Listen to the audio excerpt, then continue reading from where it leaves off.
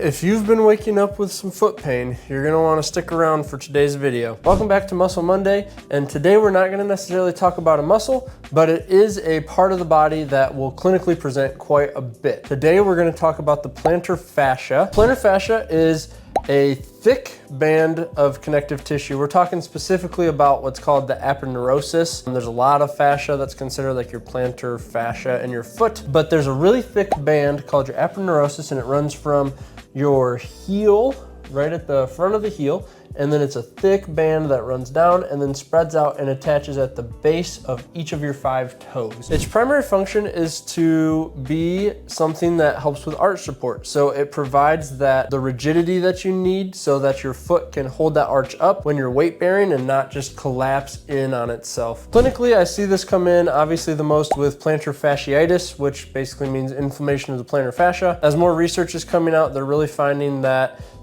really what's happening is there's a bunch of micro traumas happening to this fascia, whether it be from repetitive stress like running, where it's having a lot of force that it's dealing with. A lot of times if you're having poor footwear, that can have an effect on it because you're not having good support, so that plantar fascia is having to work extra hard to give you that arch support. What does it look like when you're feeling it? Essentially, most of the time it's gonna feel like a pretty sharp pain, and you can almost pinpoint a spot right on your heel. That big bone there on the bottom of your heel is called the calcaneus.